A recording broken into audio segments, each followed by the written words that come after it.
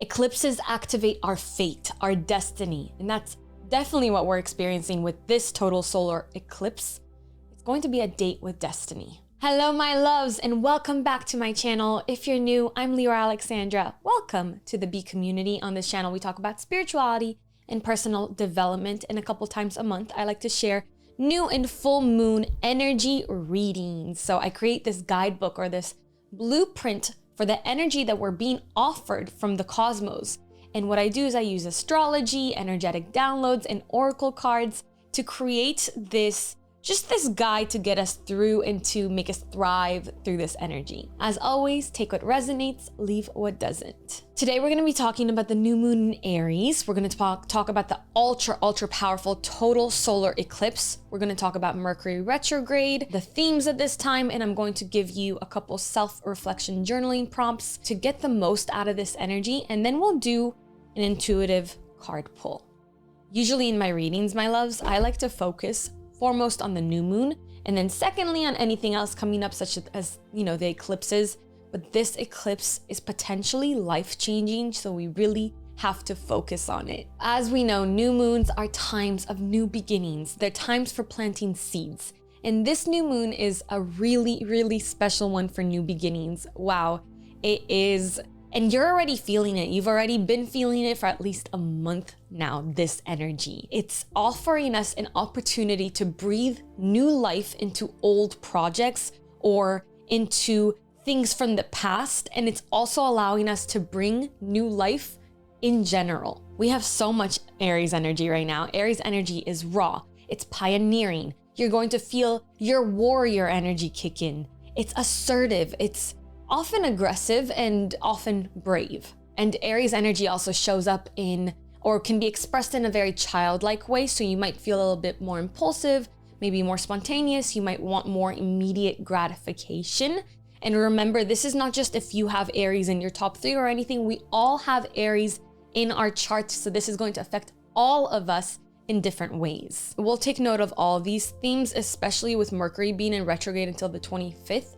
We're gonna talk about that a little bit later. But right now, the new moon is a time for really powerful new beginnings. It's a time for being assertive and for initiating major action. If there's something that you've been thinking that you want to do that's going to stretch you outside of your comfort zone, this right now is the time for that. It's a time to call in and set your intentions, especially ones that revolve around how you might show up in the world, what your role is in the world, and also any sort of new beginnings that you've been wanting to call in. Let's say a new position at work, or a new career, or a new relationship, or a new friendship, a new chapter in your life, a new idea, anything of that sort. This is the time, this is what you should focus on calling in your rituals and ceremonies at this time. We also have Chiron right now, the wounded healer, as a major astrological influence. So this is a really powerful time for deep healing, for addressing our past and our past wounds that are going to come up around the eclipse, and for letting them go,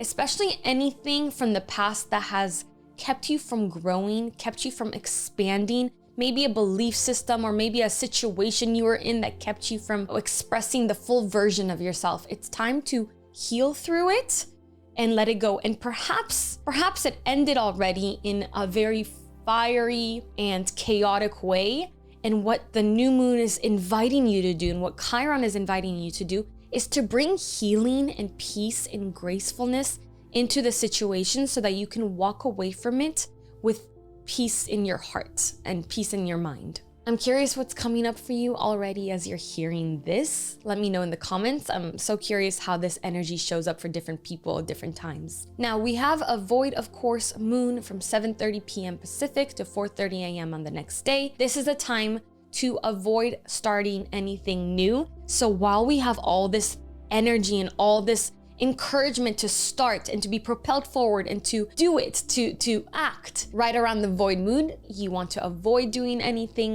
new, avoid performing your manifestation ceremonies, your rituals, at least until after that time and after the eclipse. Speaking of ceremonies, we do have our spring celebration manifestation ceremony coming up on the 11th. There are a few tickets left, so if you want to join the live Zoom manifestation ceremony with your community, grab your spot by clicking the link in the description. and I'm really excited to see my group live, and I hope you'll be there too. Now let's talk about this crazy total solar eclipse. This eclipse is so important and so powerful that in locations where it's visible, some schools have actually changed their students' class schedule so that they can witness it. I also saw stories of multimillionaires and billionaires booking private jets to fly to locations where they can best see the solar eclipse. So if they're not ignoring it, we shouldn't either. In the US, the path of totality begins in Texas. It's gonna travel through Oklahoma, all the way through Maine, and then I think it ends somewhere in like Newfoundland in Canada. That's what I saw when I was looking into it, but definitely look it up if you can witness it in your area. You know, take any precautions needed, but maybe we want to just be outside for this crazy shift of energy. Now, as I was saying, you felt the energy from this solar eclipse for about a month. You're going to continue feeling it for about 2 months more after, and it's actually going to keep affecting you throughout the end of the year. This eclipse is telling us to expect the unexpected. There are tons of surprises in store. You may have already started experiencing them before the eclipse. More are coming. Something may have started for you around March 20th or March 21st and the lunar eclipse, and major changes are going to continue to happen right now. For some of us, we might not have seen it yet, but the eclipse energy is going to really show itself fully over the next 2 months. So I'm so excited to see what that shows up like for you. So as I was saying, for a lot of us, there was something that happened around March 20th, March 21st, right around the spring equinox, maybe around the lunar penumbral eclipse. So think back to that time. Something may have come to an end or a big shift, but it's leading to a major new beginning for you that's happening right around this solar eclipse. And it might feel really terrifying to move forward. You might feel really kind of insecure, not knowing if you can handle this. But this time with all the Aries energy is going to be really motivating and very encouraging. It's going to feel like you're being propelled forward by forces that really are outside of your control. And you truly are. Your team of light is with you. You're being protected. God is with you. And everything is happening for you. So you have nothing to worry about. Even if it feels big, you are never given something that is too big for you to handle. And there's also this big separation happening during this eclipse season time from the lunar eclipse and this solar eclipse. There's kind of like a line being drawn. This was the past and this is the future. And the future will never look like the past again. A true separation. You're stepping into something that will separate where you are now from the way you were before, and there's almost no going back to that. Ultimately, I feel like it's a positive thing. I've seen it in my life and in other people's lives, my loved ones' life, as a positive thing. Even when it seems really hard and really challenging, ultimately it's for the best. This eclipse is also giving us a really big gift. There is an opportunity, a time to finally break your patterns from the past, specifically in the way of how you are being, how you are showing up, how you are living your life, and what you are creating. So whatever work you begin now will seem like it's just divinely guided. You can't lose, you can't go wrong, even though you're feeling a little insecure about it. But the message that you need to hear is that you should do it. You should go for it. Take the lead, step up to the bat, go after where you feel that inspiration, make it happen. And if you need to do it alone, do it alone. You are bringing something back to life, or you're bringing something to life. And again, I'm so curious how this is showing up for you. Please let me know in the comments. The quality of time right now is really fast paced. Everything feels fast, but we're being asked and challenged to find tranquility and patience in this really aggressively fiery time. You might start to crave more adventure, more freedom, even some sort of independence in your situation. If you feel uncertain about a certain decision that comes up around this time, you don't have to jump to make this decision. Kind of take a step back, because clarity will eventually arrive. More information will arrive to improve and enhance your decision. So don't jump to making any decisions right now, especially because we have Mercury in retrograde. Now let's talk about Mercury in retrograde. Even though we have so much energy telling us to go for it, to get things done, to take inspired and big action, Mercury went retrograde on April 2nd and will be retrograde until the 25th of the month. This is amplifying a need for internal reflection before you take external action. So you're going to feel fired up, you're going to feel ready, you're going to want to just go, go, go, throw all caution to the wind and just do it. But Mercury retrograde is urging you to slow your roll. Check and double check your contracts, your decisions, be ultra cautious before making any long-term decisions. If possible, take the days during Mercury retrograde to review, to prepare, to go over it again and again and again, before jumping forward without a second thought. Consider Mercury retrograde as a time to prep, because it's always a time to reconsider and to review and to reevaluate our thinking. So use this period of time as a moment to refine your plans rather than jumping headfirst into this new thing. For example, right now I'm currently reworking and revamping and bringing new life into my jewelry line, Alchemy by LA. I have so much pep in my steps, so much inspiration, and I'm so excited. I wanted to close everything in 1 week, but Mercury retrograde is asking me to slow down and do my due diligence, move little by little, and then all at once. We're still going to have this wonderfully, powerfully propelling energy of Mercury in Aries until May 15th. So if you want to move forward in a big way, consider just doing that when Mercury goes direct on April 25th, and then you have a few weeks of time left to benefit from this energy. And don't worry, if you don't want to wait for Mercury retrograde to be over, or if you can't wait for Mercury retrograde to be over, the rest of the world is not waiting. Just recognize and realize you want to be ultra cautious, ultra meticulous, and pay attention to the little details of everything. And recognize that there might be surprises in travel and communication as well. So just be very, give yourself more time when it comes to travel. Give yourself more patience when it comes to communication, work with the energy that's being offered to you. Now, I just want to talk a little bit more about Chiron in Aries, because this is a powerful energy during this time. Chiron, the wounded healer, giving us an opportunity to heal in a really powerful way as we step into this new chapter. So we might have old wounds and vulnerabilities come up, possibly related to who you are deep inside and your sense of yourself. Maybe some sort of imposter syndrome poking its head into things. But there's a big opportunity here for healing that. Allow your triggers and your challenges to bring more awareness to this experience. So instead of feeling like a challenge is holding you back or hindering your growth, use it to aid in your growth. Use whatever you're presented with to become more magnanimous, more generous, more giving, more loving, more whole. Don't let whatever comes up force you to close, because then it wins, and I want you to win. Now I want to share a few journaling prompts so you can get the most out of this time. The first, and I'll write these in the description below.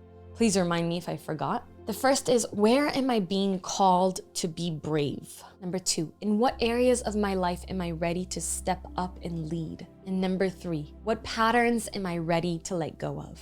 And now we're gonna get a card from our Rumi Oracle deck by Alana Fairchild. My absolute favorite. I know that I need to venture out into different cards, oracle cards, but I love this one so much and it hits so hard every time.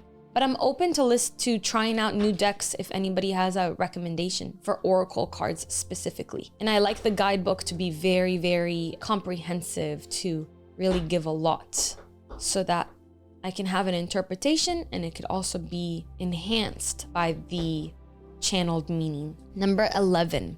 Sacred convergence. So there's one sun-like orb within another sun-like orb, and there's some sort of character kind of marveling at it, looking at it. And sacred convergence, so something inside of something else. So maybe we're being pointed to our inner world, our subconscious mind, who we really are on the inside, right? Let's see what our guidebook offers us. So interesting that we always get a different card too. Roaming about town, the master was holding a light, saying, I'm wary of the demons and the beasts. A human is what I am longing for. The human cannot be found, we have searched. What cannot be found is what I am longing for. Although poor and needy, I will not accept small pieces of ruby. The mine of the finest rubies is what I am longing for. One hand holding a cup of wine and the other the curls of the beloved. A dance like this in the middle of the circle is what I am longing for. How I have longed for you, my very own. Look no further, for the family beyond your family, the relationship beyond all other relationships, the great love that unveils all other loves to be mere reflections of the one great and true love is here. for you now. It is I who has sought you through the stirrings of your own heart. Yes, 'twas I, hidden beneath every secret, yearning for something more, something full, something special, something all-encompassing. Behind every yearning, always I have hidden. Now I show myself to you, that you may become so filled with the same passionate devotion that I hold for you, that your mind will fall away, overwhelmed by the sheer intensity of love tossed into an ocean of silent, unending bliss. Come to me. We are to be one now, in sacred convergence of silent, eternal passion. Sacred convergence indicates a coming together of souls in alignment with a greater cause. This greater cause is both personal and impersonal. There is an aspect of joining together for common purpose, although that purpose may not be immediately obvious at a level of day-to-day consciousness. That common soul purpose may be to lift each other into greater love and self-belief, to shed fear and open the heart, filling each individual soul with more holy fire for its personal, passionate purpose. You'll have a sense when this process is happening. There will be a coming together of you with like-minded souls who hail from all walks of life, and yet together through some invisible genius, you will help each other. You may simply be dancing in the same room, or singing in a group, attending a class or workshop, or just visiting the same beach or parkland, but at that moment there will be a sense of something coherent and nourishing happening at a far greater level. Interesting. So this sacred convergence is basically telling us that our soul tribe is here, is coming to us. That's an interesting message. I wonder who this was for. You're being asked to drop your defenses and barriers towards groups of people that feel good for you. This oracle comes with a special message. Perhaps you have been thinking about shedding lower vibrational connections based in the ego world of power games, sabotage, manipulation, and fear. Perhaps you have already begun this process, or even shed so many you are fearing you might have over-pruned to be left with nothing and no one. Do not fear, feisty angel of love, your truth is prevailing. You cannot stay in a vibration of fear if you want to dwell in a vibration of love. Beautiful. Thank you, Rumi. Thank you, Alana. Thank you, thank you, thank you. Overall, I'm really excited about the potentials that are coming for us with this eclipse. There's definitely an opportunity to kind of supercharge our life right now during this time. The overall themes of this new moon and the solar eclipse are ones of healing, of reflection, of reconsidering our path forward, but also being propelled forward because it's a potent time for setting our intentions. And with an awareness that growth and healing are processes that require time, we can get through it. Thank you so much for watching, my loves. I hope that was helpful. If it was, please leave a like and a comment and subscribe if you haven't already. It helps me so much. It helps the channel so much. Turn your post notifications on. And I hope to see you for our spring celebration manifestation ceremony. Kind of rolls off the tongue. The link will be down below. I love you. I appreciate you. Thank you as always. And until next time, keep your vibrations way, way, way up. Bye.